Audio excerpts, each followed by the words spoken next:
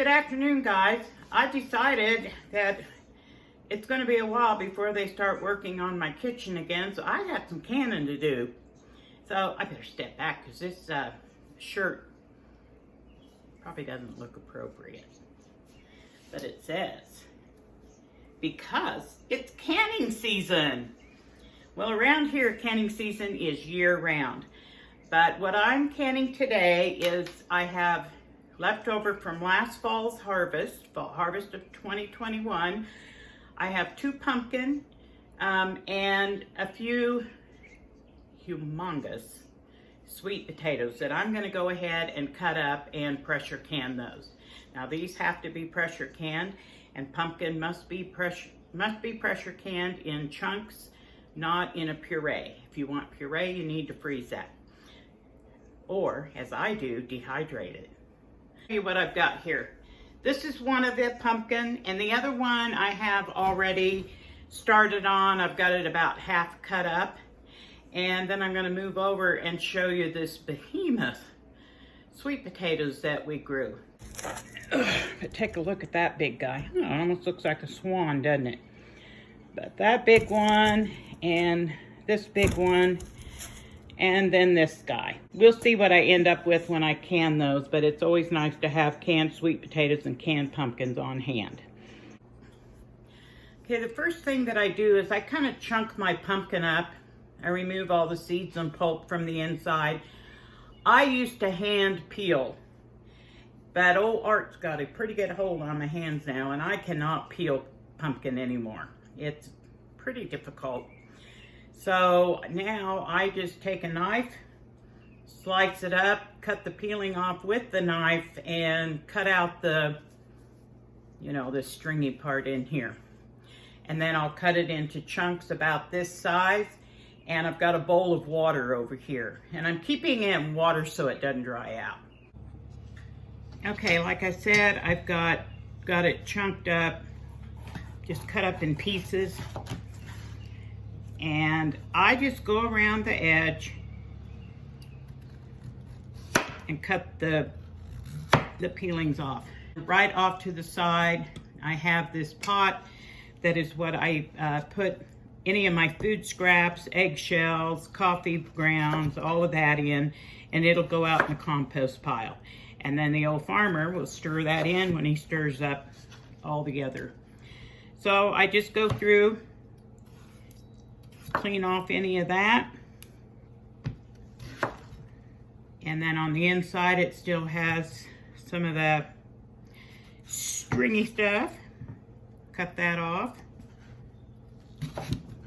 and then I just kind of chunk it up like this, and then it's going to go over into the bowl of cold water while I get the rest of it cut up and the other pumpkin. Wow. That's all I can say. I got these 2 huge bowls of pumpkin, and I've got this bowl. It's not real big, but those are my sweet potatoes.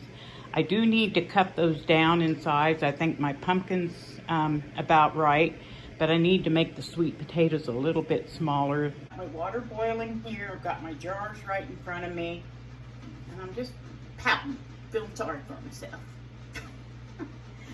I know that I have raw packed pumpkin and sweet potatoes before, but with all the rumors I'm hearing of all these shortages coming, I thought, I'm not going to take any chances. I'm going to do it the right way, which means I need to blanch the pumpkin and the sweet potatoes. So my water's simmering. I've got sweet potatoes in here.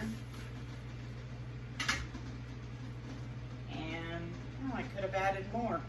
I might just do that.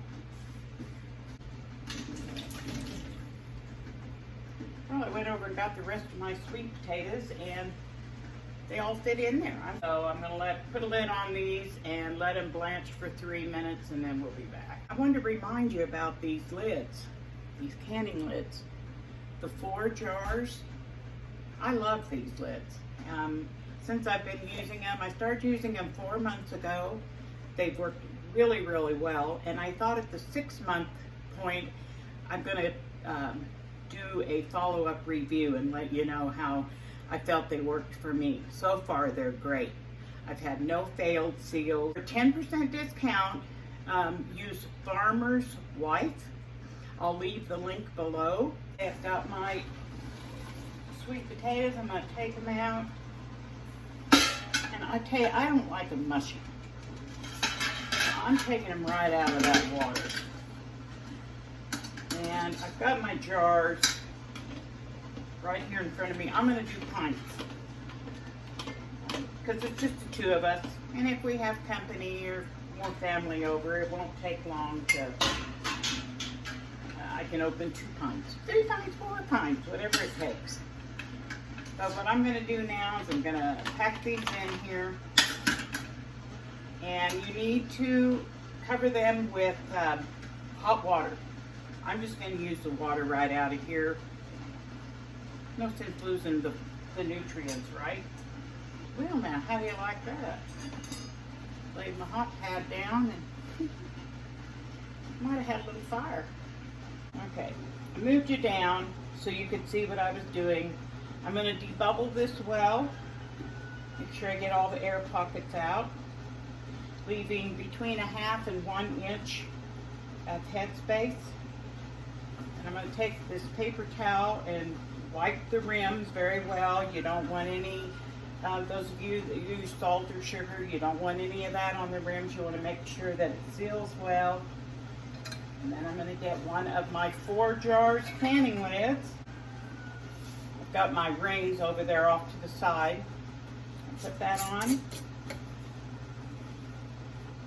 Finger tight. And then my canner is sitting back over here. The water is hot, so I'm going to go ahead and put my jars in there. I brought up my big canner, my cinnamon girl. So I'm able to put 2 layers of pint jars in there. I can get 16 pints. Let me get the rest of these sweet potatoes put in here, and then we're going to move on to pumpkin. So I'm going to do the pumpkin exactly the same way I did the sweet potato. Something I thought I should share with you is, since this, anytime you use a canner of any kind, pressure canner, water bath, steam canner, you need to have a rack in the bottom. So this one has a rack like this in the bottom of it, but I'm putting in 2 layers of jars. So on top of those jars, I need to put another rack before I put the next set of 8 jars in there. You never want to put your jars directly on top of each other. Here's my first jar of pumpkin I just did, and it's going in, and it's a bit toasty.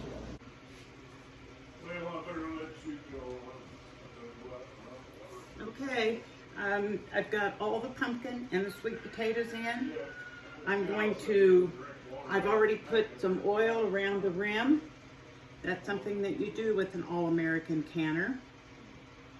Got the arrow right here, and there's a notch here. Those need to line up. And as with always with an All-American, we bring up these twisty knobs and bring them up opposite. You don't tighten them down, you just bring them up and go all the way around. You got them all up, then you go around and you tighten them. Go ahead and turn the heat up on high, and I'm going to let it start to come up, and when it starts to, it's always a tongue twister, when it starts to emit a steady stream of steam, I'm going to count that for 10 minutes. Okay, it's been 10 minutes, so now I'm going to put the weight on at 15 pounds. And let the pressure build up to between 12 and 15 pounds on my gauge, and when this starts to jiggle. Okay, I don't know if you can hear it. I'm sure your hearing's better than mine, but the lid has started to jiggle. The pressure on my gauge is up to, looks like about 14. And so now I'm going to turn down the heat on my stove. The more you can with your stove, you're going to find that sweet spot. But the idea is keep watching your pressure gauge, make sure the pressure stays up, and this should jiggle 3 to 4 times a minute. Since these are pints, they pressure can for 65 minutes. So once I get the pressure regulated, that's when the timer will start. Okay, I've got 7 quarts of pumpkin, cubed up pumpkin in here now. And okay, well, the quarts are done and they've cooled down. So I remove the waste. And there's my pint of pumpkin. So I'll remove 8 pints of pumpkin and 8 pints of sweet potatoes. Never set them directly on your countertop because it could cause shock and cause your jars to break. So I've got a folded up towel over here. All right, guys, it's the next day. I've taken the rings off, washed the lids good. These lids are great. I did not have a single fail. I've got a very good seal on all of the jars. Start getting your stuff ordered. I'm already hearing about shortages, and I plan to put in an order myself. And make sure you go and watch our website for sales, because you will get the sale price plus the additional 10% off if you use the code Farmer's Wife. And of course, I'll have the link to everything down in the description box. But I ended up with 8 pints of sweet potatoes, 8 pints of pumpkin, and 7 quarts of pumpkin. Thanks for being here, and I really appreciate you following me along. And don't forget, get your canning supplies ordered now. Get ready.